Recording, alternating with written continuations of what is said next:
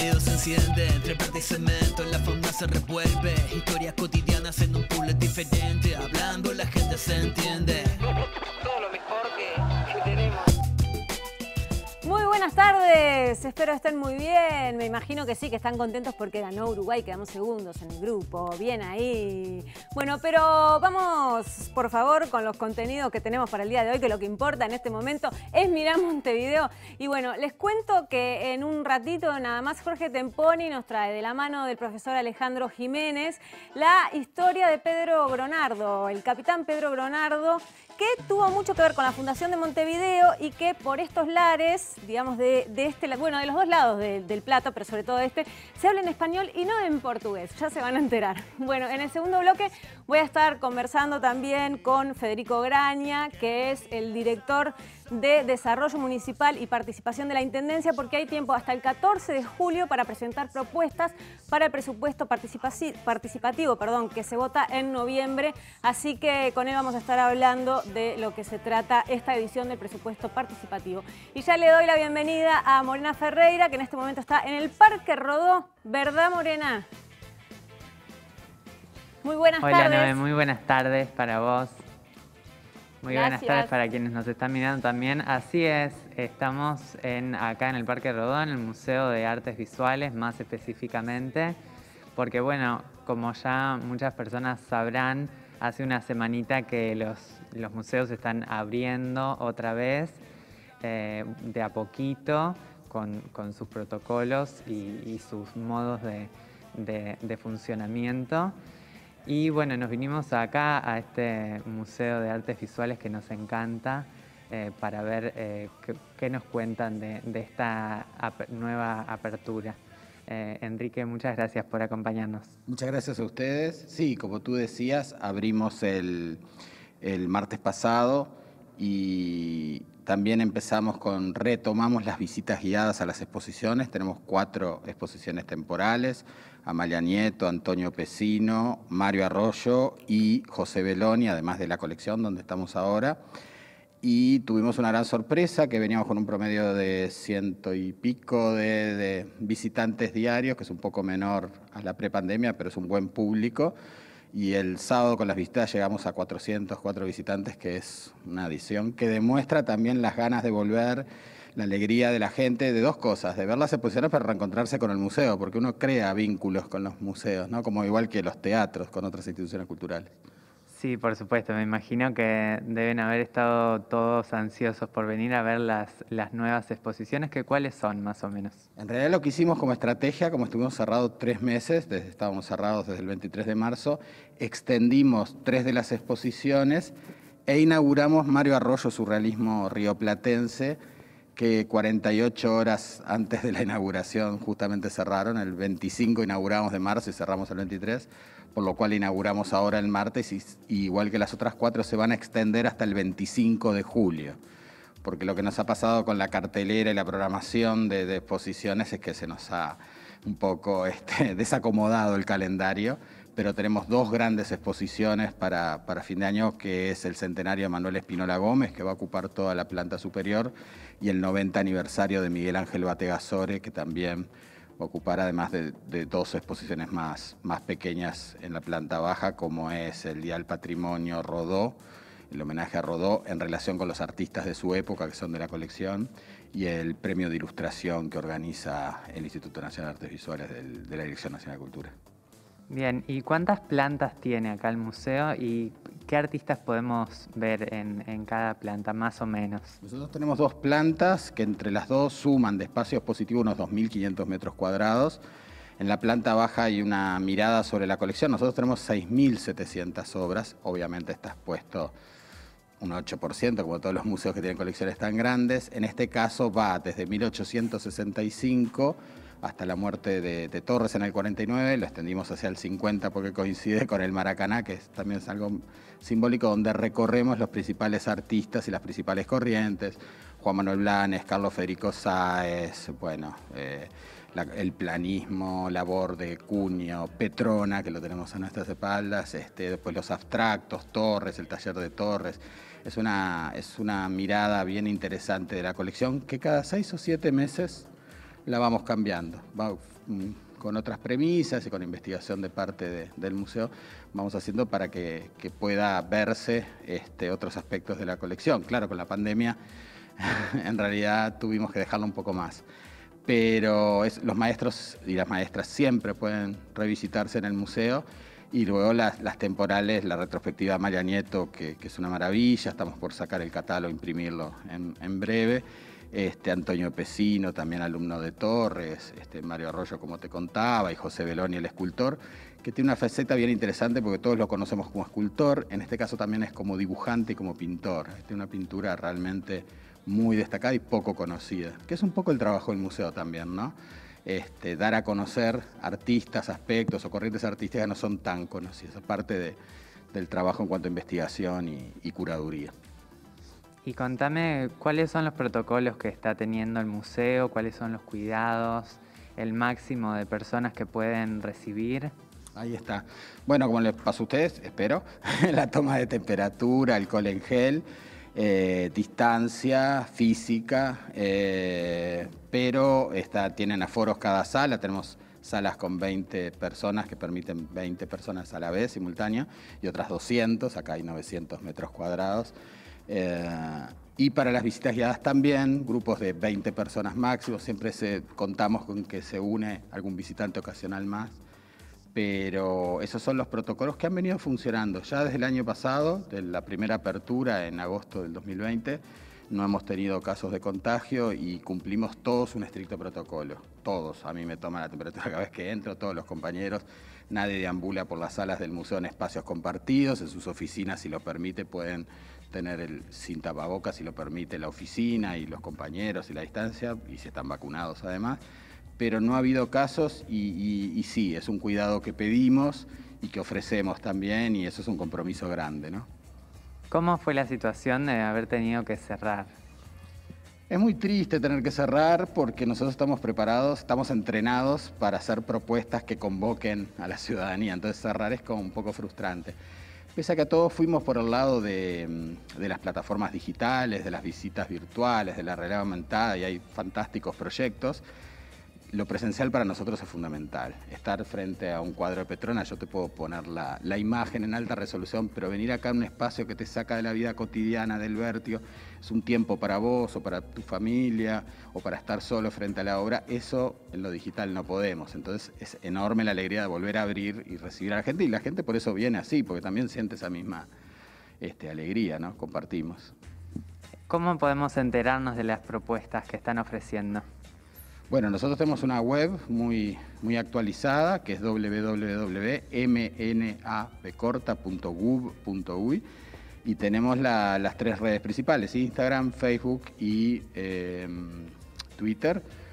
En la web nuestra se pueden inscribir para una vez a la semana salen la noticia, y se pueden inscribir para las visitas, que sí, no es por orden de llegada como hacíamos antes, sino por inscripción previa. Son gratuitas las inscripciones, además. La entrada es libre y gratuita, y las visitas también son gratuitas. Entonces, en Facebook, Instagram y Twitter les podemos seguir como Museo de Artes Visuales. Sí, Museo Nacional de Artes Visuales. Tenemos ya en Instagram, acabamos de pasar hace poquito los 20.000 seguidores, que está muy bien. El museo tiene una larga tradición con la tecnología. Es el primer museo que tuvo una página web en nuestro país en el año 1996. Un convenio con Zona Franca, que si subíamos más de 10 o 12 imágenes teníamos que pedir permiso porque no daba el servidor, porque era casi todo texto. Pero desde allí hasta ahora, que ha cambiado bastante, que alojamos además los catálogos que se pueden descargar en forma gratuita también. Todos los catálogos que hacemos en papel se pueden comprar en la tienda o descargar en PDF en forma gratuita de nuestra web. Hay fotos, hay documentos, los registros de las exposiciones. Siempre ofrecimos, antes de la pandemia, siempre ofrecimos esa cercanía con las plataformas digitales, ¿no? Y contame, ¿qué días abren, más o menos en qué horario? Sí, abrimos de martes a domingos de 13 a 20 horas. Y la cafetería que está en el jardín, que es preciosa, hoy hace mucho frío, pero que es preciosa, y el jardín además es un lugar realmente privilegiado, diseñado por Leandro Silva Delgado, un paisajista salteño fantástico, y con la colaboración del arquitecto Fabiano. Está abierto desde las 8 de la mañana hasta las 20 horas, así que son los dos son buenos motivos para visitarnos. Bien, y contame de estas guías por el museo que están organizando, que son gratuitas. Las guías están a cargo del área educativa del museo, Fabricio Guaraña, Rosana Rey y María Eugenia Grau, que también es la encargada del área de curaduría e investigación, y a veces también con los propios curadores y curadoras de las muestras, o sea que es una mediación a público de gente que trabajó en la muestra y tiene un valor muy importante, ¿no? Vamos variando. Bien, bueno, por acá creo que estamos. Contame si querés, tenés algo más para decirnos. Sí, que a veces no preguntan, estas exposiciones, lo reitero, recordamos que van a estar hasta el 25 de julio, que parece mucho tiempo, pero no lo es, así que no lo dejen para después. Creo que todos aprendimos que no va a estar para siempre y que tenemos que venir y apoyar estas instituciones en forma permanente, todas las instituciones culturales. Pero además tenemos una muy buena noticia, que vamos a realizar en el 20º aniversario del MALBA de Buenos Aires, del Museo de Arte Latinoamericano de Buenos Aires, nos invitó al museo y a mí como curador de una muestra de Rafael Barradas. Van a festejar con un artista uruguayo el MALBA su 20º aniversario en septiembre. Rafael Barradas, Hombre Flecha, se llama la exposición, y estamos muy contentos de que hayan elegido a Rafael Barradas, de participar en la exposición y además de darle difusión a un gran artista de los nuestros, ¿no? Bueno, felicitaciones por eso. Bueno, Enrique Aguerre, muchas gracias por acompañarnos. Gracias a ustedes. Muchas gracias. Bueno, Noé, podemos volver a piso cuando quieran. Muchísimas gracias, More. Qué bueno, ¿no?, que ya estén abriendo los lugares que fueron hechos específicamente para que disfrutemos del arte y de la cultura. Bueno, la semana que viene empiezan los espectáculos públicos, obviamente con los protocolos establecidos. El 15 de julio arranca el cine. Esperemos que no se tenga que volver a cerrar, por favor. Bueno, nos vamos con historia y para eso un experto como el profesor Alejandro Jiménez y otro interlocutor experto que es Jorge Temponi. Muy buenas tardes. Bueno, gracias por la experticia. Experto en poner el micrófono, son muchos años, Campos. Y en hacer preguntas y en preguntar, Temponi. Esta huella recuerda a Pedro Gronardo, que despertó a Zabala de su letargo, dice Fernando Cabrera en Huella de Montevideo, en la canción Huella de Montevideo. Y este personaje, como decías vos, Campo, en la apertura, tal vez sin él, sin su vida y obra, estaríamos hablando portugués, no lo sabemos. El hecho es, ya nos mete en la historia en profundidad el profe Jiménez, que es el que sabe, es el experto, a decir tuyo. Pero como para tener una introducción, nos vamos a principios del siglo XVIII, a la década de 1720, en busca de la fundación mismo de Montevideo. Lo que había de este lado eran unas condiciones extraordinarias para un puerto. Había un muy buen puerto natural, una preciosa bahía, que es la bahía de Montevideo. Y Gronardo era práctico del Río de la Plata, es decir, andaba en barquitos ayudando a los barquitos que iban al puerto de Buenos Aires o que querían ir río Uruguay arriba a atravesar estas zonas, ¿no? Eso es lo que hace un práctico. Ayuda, conoce los canales, etc. Y bueno, venía mucho para esta orilla, las desembocaduras del Santa Lucía, a llevar cueros para Buenos Aires, parece, Buenos Aires donde él estaba instalado. Y un día vio portugueses, pero no en Colonia del Sacramento, que estaba fundada por ellos, sino acá, en lo que después sería Montevideo. Mauricio de Zabala tenía hacía tiempo de España la orden de fundar acá una ciudad, pero, según nos dice Jiménez, por temor a la competencia de puertos, porque parece que Montevideo tenía unas estupendas condiciones naturales para puertos, esa es una hipótesis, por eso es que Zabala no quería fundar acá, para que no hubiera una competencia tan dura como esta. Pedro Gronardo avisa a Zabala y a partir de ahí se dispara la fundación. Pedro Gronardo es después de los primeros pobladores de esta tierra, de lo que sería esta ciudad. Pedro Gronardo después tiene la primera pulpería de Montevideo y en esa pulpería después va a funcionar el Cabildo, donde hoy es 33 y Piedras, antes que existiera el edificio del Cabildo, porque era la edificación más cotada. Ya ahora hay otro edificio en esa esquina, pero el terreno sigue siendo el mismo y hay una placa que lo recuerda. Vamos ahora sí entonces al encuentro del profe Alejandro Jiménez, que nos cuenta esta historia que tiene todo que ver con Montevideo, la del capitán Pedro Gronardo.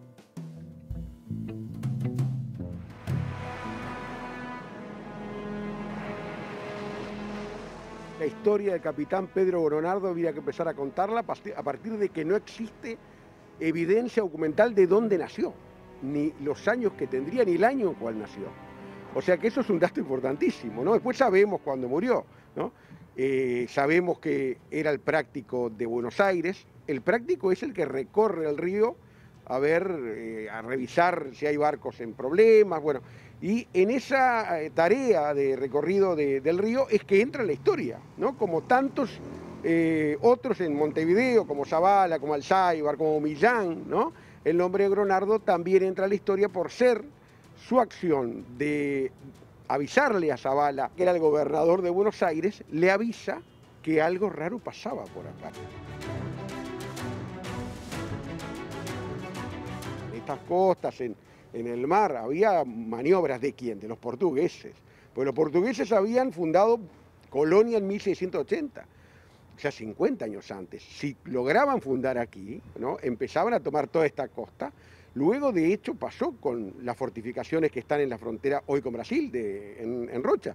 Pero la visión que tuvo Gronardo de que hay que avisar porque esto es importante. Bueno, avisa a Buenos Aires y luego viene la expedición que a principios del 24 logra expulsar a los portugueses y empezar el proceso fundacional, porque la manera de asegurar que esto estaba dominado por España, ¿cuál era? Fundar una ciudad. Era muy claro que no podía seguir sin fundarse aquí una ciudad.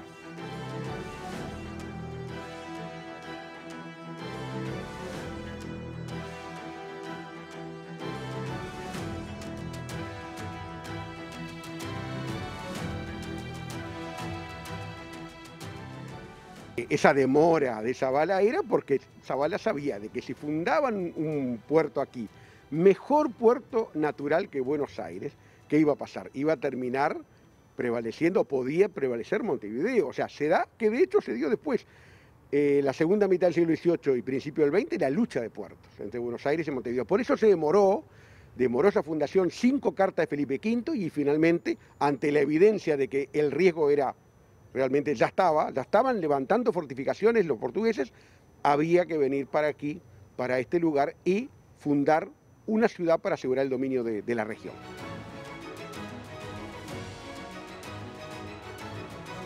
Muchos fundadores de Montevideo fueron porteños, ¿no? O sea, vinieron desde los Carrasco, por ejemplo, los Artigas, los abuelos Artigas, por ejemplo, y también entre ellos Gronardo.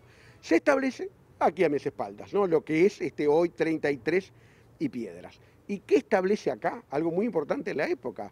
Uno de los primeros comercios, quizás el primer comercio, que fue la primera pulpería. Yo recuerdo un relato del doctor Roberto Jorge Butón, un médico rural que tiene un libro escrito que se llama La vida rural en Uruguay, decir, por ejemplo, que la pulpería es el primer centro comercial del Uruguay, o sea, de la banda oriental, no existía el Uruguay.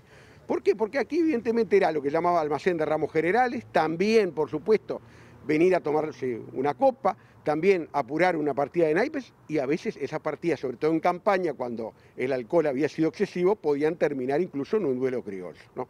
Pero no era tanto aquí porque aquí, más que nada, era una pulpería más de ciudad que eran distintas a las de campo. Bueno, se establece aquí, en este lugar, estamos hablando, en 1726 se reparten los solares por parte de Pedro de Millán, y un año después se corta la vida de Gronardo abruptamente, ¿no? Estaba en el río, en un barco inglés, una explosión termina con su vida enero del 27, de 1727, no llega a ver el proceso de fundación terminado, porque el proceso fundacional termina el 1 de enero de 1730 con la creación del Cabildo, a donde, aquí precisamente, la primera casa capitular fue aquí, porque dicen que era de los mejores ranchos. Los ranchos de aquel momento eran de barro, adobe, cuero, pero este que había construido Gronardo era de los mejores, sin ninguna duda, y es adoptado como primer cabildo, primer sede del cabildo de la ciudad.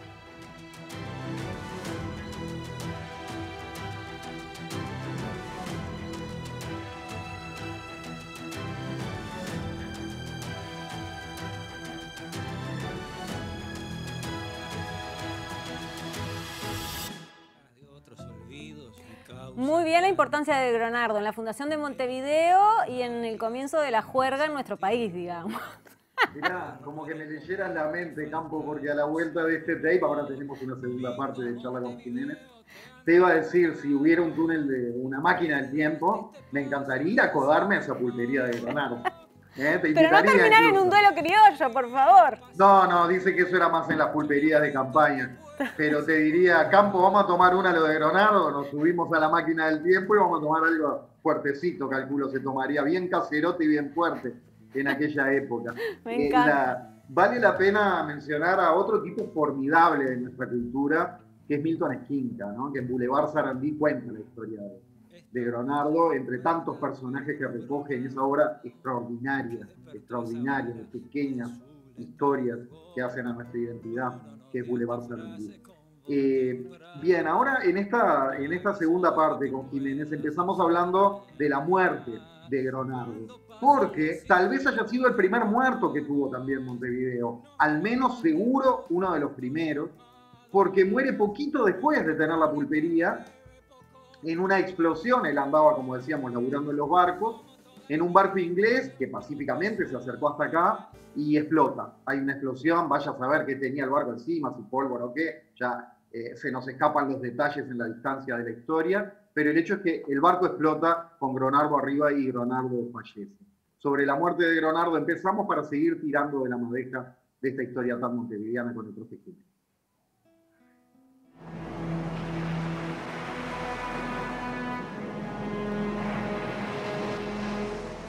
Él está sirviendo, está en ese momento en un barco inglés, ¿no? Y se produce una explosión en la cual fallece Gronardo. Si hubiera una tumba, no podemos poner fecha de nacimiento, porque no existe, no hay investigaciones ni documentación que hablen de cuándo. Generalmente cuando venían se sabe que vino a España, pero no se sabe bien de dónde y tampoco cuáles son sus ancestros, y ni tampoco hay una partida de nacimiento. Sí se sabe que en enero del 27 deja de existir, y hoy en día una calle incluso en el barrio Ituzaingó, en Maroñas, recuerda la vida de este personaje, este capitán Pedro Gronardo, yo diría, lo que es la lista de personalidades relevantes de aquel Montevideo, ¿no? Esta huella recuerda a Pedro Gronardo, que despertó a Zavala de su letargo. Bruno nos dio esta frase con voz temprana: no hagas hoy lo que puedas hacer mañana. Este edificio que está a mis espaldas es el lugar en donde hay una placa. Cuando caminen por acá pueden ver la placa, en la cual dice que fue precisamente la primera casa capitular, el primer cabildo de Montevideo. Hoy en día, por supuesto, no tiene atractivo, fue sede de una fundación, sabemos, pero en definitiva nos marca eso de preservar la historia, ¿no? Está bien esa placa, digo, pero también buscar de alguna manera resignificar este patrimonio, que si bien no es el originario, ni mucho menos, está ubicado en ese lugar, ¿no? Fundamental. El primer gobierno de la ciudad estuvo aquí. Eso es muy importante.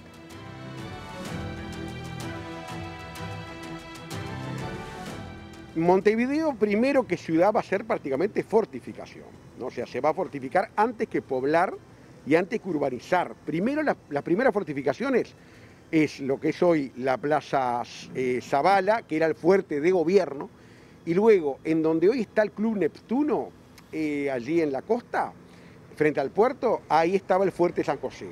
Fueron las dos primeras fortificaciones. Después se empezó a poblar, vinieron los canarios, vinieron porteños, ¿no?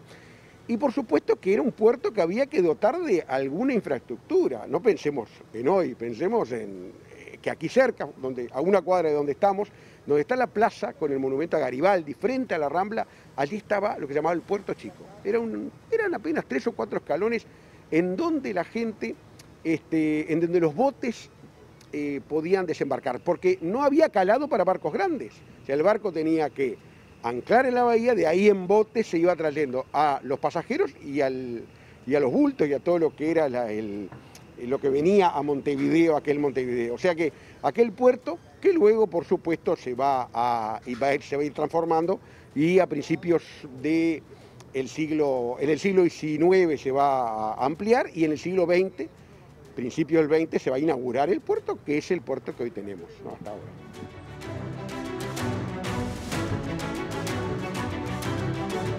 Gronardo quizás murió prematuramente, o sea, si él hubiera vivido más, quizás hubiera ocupado, o sea, estoy haciendo un ejercicio que es bastante incorrecto en lo histórico, que es lo que llaman eso de historia contrafáctica, ¿no? Quiere decir, ¿qué hubiera pasado? Sí, capaz que hubiera sido un cabildante destacado de la ciudad, ¿no? O hubiera ocupado un cargo también importante en otra organización, o se hubiera transformado en un militar ya más de carrera, era un capitán, pero no tanto, no había formación militar. O sea, tiene un lugar importante en haber sido quien alertó de que estaba pasando algo que podía cambiar la historia. ¿Qué hubiera pasado? Vuelvo a la historia contrafáctica, si Montevideo, si esa invasión de Montevideo de 1700, fines del 23, se hubiera concretado. ¿Qué hubiera pasado? Quizás estuviéramos hablando otro idioma, ¿no? Eso siempre se ironiza o se juega un poco con la imaginación, bueno. Pero la historia es de lo que es, y Gronardo está bueno hoy un poco traerlo de vuelta porque tuvo un papel importante.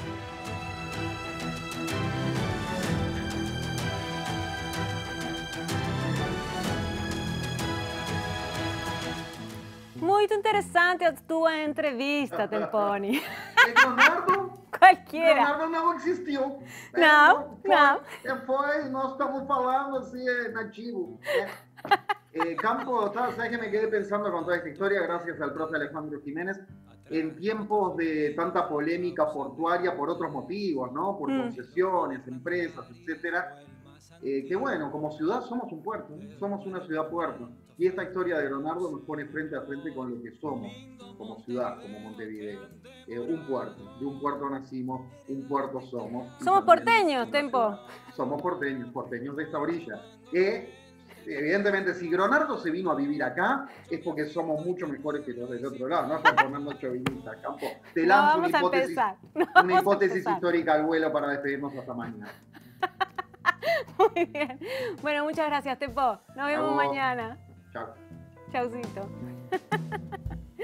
Nos vamos a una pausa y volvemos para conversar con Federico Graña por una nueva edición del presupuesto participativo que organiza la Intendencia de Montevideo. Ya venimos. De su letargo, Bruno nos dio esta frase con voz temprana: no hagas hoy lo que puedas hacer mañana. Cuando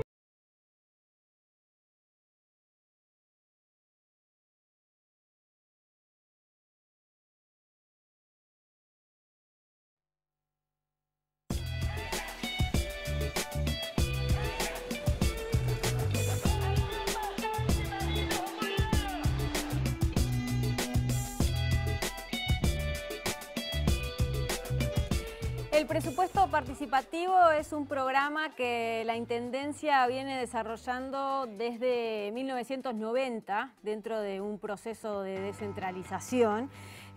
Y bueno, a través de esta iniciativa, los y las habitantes de Montevideo pueden proponer que se realicen obras y también proyectos de interés social y de interés barrial, por supuesto.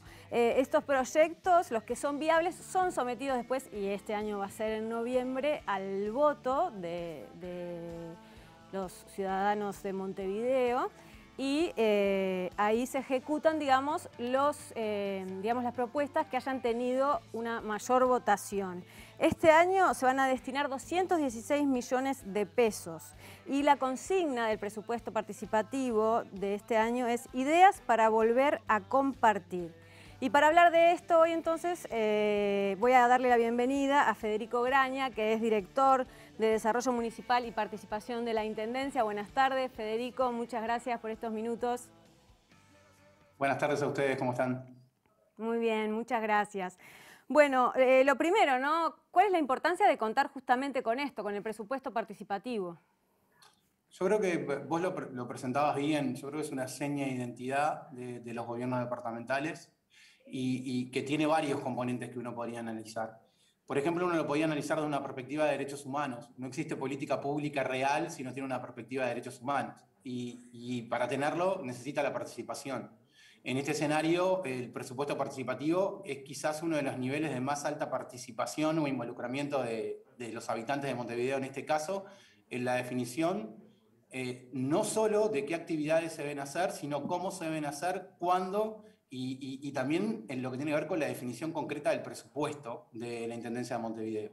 En este periodo nosotros estamos haciendo un incremento de un 50% en lo que se va a invertir. Antes cada propuesta era con un tope de 3 millones de pesos, ahora va a ser de 4,5 millones, y esto implica redoblar un poco el compromiso con respecto a este tema, y lo importante que es para esta gestión, obviamente que en una continuidad, lo que refiere a la participación de las personas, ¿no? Sí. Las propuestas que se van, digamos, a jerarquizar van a ser las que favorezcan la inclusión de las diferentes generaciones, personas en situación de discapacidad y también con perspectiva de género. ¿Todavía falta esa mirada en la ciudad? Yo creo que esa mirada ha cambiado. En realidad ya ha empezado a aparecer esa mirada en la ciudad. Y desde la planificación, desde el contacto con una cantidad de organizaciones, y también, obviamente, desde la planificación en conjunto de esas organizaciones con la Intendencia de Montevideo, con el gobierno departamental, claramente se empieza a ver, ¿no? Hasta desde la nomenclatura también, eso ha empezado a pasar, ¿no? Antes era muy difícil encontrar nombres de calles o de espacios públicos de mujeres en Montevideo, y tiene que ver con esa construcción y el rol o el espacio que tenía la mujer en la sociedad, y sobre todo el reconocimiento. La idea es seguir por ese camino y profundizar ese proceso, ¿no? Hacer una ciudad que refleje más a la diversidad de sus habitantes y que no esté tan centralizada solo, por ejemplo, en personalidades masculinas con respecto hablamos del nomenclator, pero en este caso del presupuesto participativo, cuando uno hace una obra, tiene que tener en cuenta la accesibilidad. Y la accesibilidad, por ejemplo, va dirigida a personas en situación de discapacidad, también como a personas mayores, y también en todo el ciclo de vida. Alguien puede tener una situación de un accidente, o ni que hablar cuando hablamos de andar con el carrito con los gurises, paseando por la ciudad, implica que para cualquier rango etario es un tema el ver la cuestión de accesibilidad. Eso sin duda, y lo mismo con la cuestión de género, hasta también con la cuestión de generaciones vinculada a los espacios públicos y el disfrute que tiene que tener un espacio público para todas las generaciones, ¿no? Que los espacios son distintos o tienen que tener distintos componentes para poder tomarlos a todos en cuenta. ¿Quiénes pueden presentar propuestas? ¿Tienen que ser grupos, asociaciones? ¿Puede ser una sola persona? Puede ser una sola persona, puede ser una asociación, un grupo de amigos, de vecinos, organizaciones sociales, clubes de barrio, centros culturales. Es diverso. Pueden ser personas mayores de 16 años, también las que lo pueden presentar, no tienen por qué ser mayores de 18. Hay excelentes propuestas que surgieron de jóvenes adolescentes en procesos anteriores, y es uno capaz que de las políticas públicas donde los jóvenes se inmiscuyen más, tanto en la propuesta también como en la elaboración y en la defensa de estas propuestas, ¿no? Hay algunos espacios vinculados a pistas de skate o de patinaje que surgieron en procesos anteriores y que fueron sobre todo presentados por jóvenes acompañados por otras personas de la zona. Pero por decirlo de una manera, que ellos pelearon mucho para que también esas propuestas fueran de las más votadas dentro del ciclo en sus zonas, ¿no? Y siempre, ¿no?, tiene que tener como fin un bien común, digamos, ¿no? Un disfrute sin duda, público. Sin duda. Puede ser, como vos planteabas, desde un espacio público. También nosotros creemos que en este contexto vinculado a la pandemia, a la situación de crisis económica, pueden surgir, porque si uno ve el proceso histórico del presupuesto participativo, bueno, cuando la sociedad, de decir una manera, anda mejor, priman los espacios públicos. Cuando estamos en situación de crisis, aparecen otro tipo de proyectos como proyectos socioculturales, vinculados al acompañamiento a ciertos sectores de la sociedad o a ciertas actividades que desarrollan vecinas y vecinos, que ya tienen infraestructura, pero que buscan ponerle contenido a esa infraestructura y generar actividades para distintos grupos etarios y vecinos de la zona. Se van a destinar 216 millones de pesos y que eso representa 27 millones de pesos para cada municipio. ¿Cómo se define este monto? Y este monto es una definición que tiene el gobierno departamental para hacerlo. Como te decía la vez anterior, en la última edición, que fue la del 2018, lo que se destinó fue 3 millones y medio como máximo, 3 millones como máximo para las propuestas, para implementar. Nosotros nos dimos cuenta de que, bueno, teniendo en cuenta la situación económica en la que estábamos, también viendo el presupuesto participativo, no solo como una política pública que genera convivencia, también como generadora de trabajo, nos pareció que teníamos que aumentar esta inversión en obra pública. Pasamos de 3 millones a 4,5 millones y fue una definición política que se hizo desde la división, obviamente en consulta con la intendenta de Montevideo y con el equipo de gobierno definimos invertir más en esta área para que sean los vecinos y las vecinas las que definan qué es mejor para la ciudad. Entonces, el abrir un poco más el presupuesto nos parece que es una forma de caminar a esa construcción de la Montevideo que queremos. El 28 de noviembre se van a elegir estas propuestas. ¿Quiénes pueden votarlas? Y cualquier mayor de 18 años, ahora estamos ahí con una duda final sobre la fecha, porque... Mayor de 18, no de 16. Perdón, mayor de 16, perdón. Ta. Mayor de 16, gracias Noelia. No, por favor. Mayor de 16 también puede votar, obviamente. Ahí estamos ahora a la espera de algunas definiciones de la Corte Electoral, porque parecería ser que en la misma fecha que nosotros teníamos planificado podría ser la elección a los representantes sociales del Banco de Previsión Social, y obviamente puede ser que eso genere alguna modificación en la planificación, pero va a ser o a fines de noviembre, los primeros días de diciembre, que va a ser efectiva la elección, dependiendo de estas modificaciones. Y se pueden votar propuestas de cualquier municipio. Si yo vivo en el municipio de y me gusta una propuesta del G, puedo votar por la de G. No importa que yo no viva en esa zona. No importa que vivas en la zona, podés votar en cualquier municipio, obviamente que votás una única vez, ¿no? Cuando digo claro. Ese voto puede ser por 2 o 3, por 2 propuestas, y en realidad que están circunscritas ahí sí a un municipio, ¿no? Perfecto. Y vas a votar una propuesta que más te guste, está en un municipio en que no vivís, bueno, podés ir a votar en ese otro municipio, eso no hay impedimento, pero lo votás por una única vez, no puedes votar en 2 municipios a la vez. Perfecto. Entonces, hasta el 14 de julio es que hay tiempo para las propuestas. ¿Y dónde se presentan las propuestas? Por ahora las propuestas estaban siendo presentadas a través de un formulario informático, a través de una página web, y hemos tomado en estas horas la definición de que, bueno, teniendo en cuenta que muchas personas no tienen acceso a Internet o acceso a dispositivos informáticos para poder hacer la propuesta, y también teniendo en cuenta que todavía estamos en una situación en que las oficinas del Gobierno Nacional y el departamental no atienden mayoritariamente al público, de abrir un buzón en la última semana, que iría del 7 al 14, para que aquellas personas que no accedan a Internet o no tengan dispositivos puedan hacer su propuesta a través de un buzón de forma presencial en los distintos centros comunales zonales. Perfecto. Muchísimas gracias, Federico. No, gracias a ustedes. Un placer. Lo mismo, chao.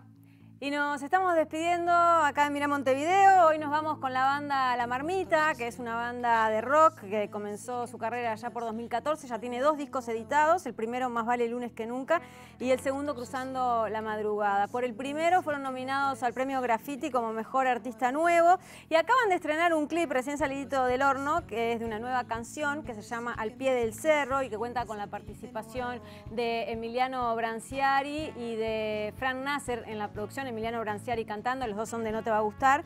Y algo muy importante que tiene este clip es que los propios músicos de la banda utilizan lengua de señas justamente para que las personas sordas puedan entender la letra de la canción y de lo que trata. Así que nos vamos entonces con este tema, Al pie del cerro, por La Marmita, y el clip fue realizado por el guitarrista de la banda, Federico Mieres, y por Manuela Balestrino. Gracias y nos vemos mañana a las 6 de la tarde.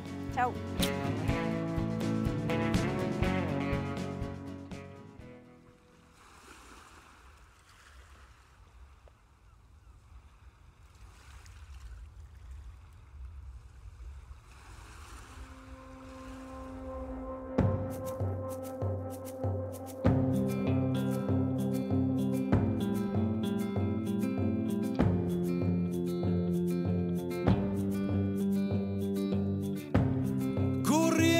Siempre atrás de lo que se le escapa.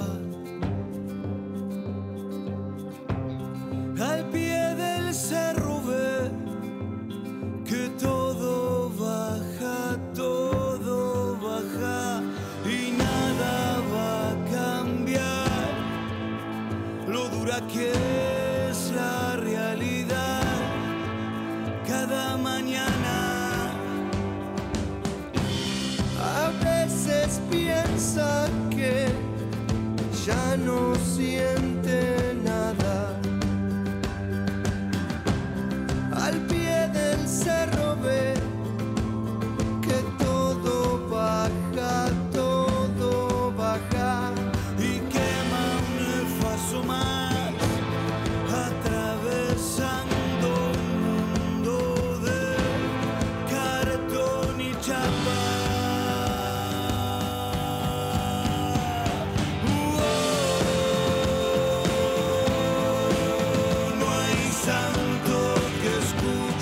Su rezo.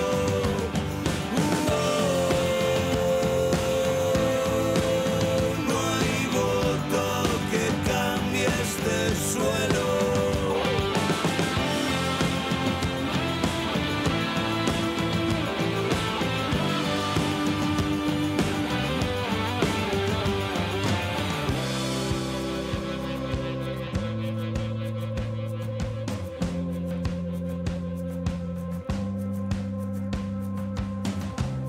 A veces sueña que la suerte lo acompaña. Al pie del cerro ve que todo baja, todo baja.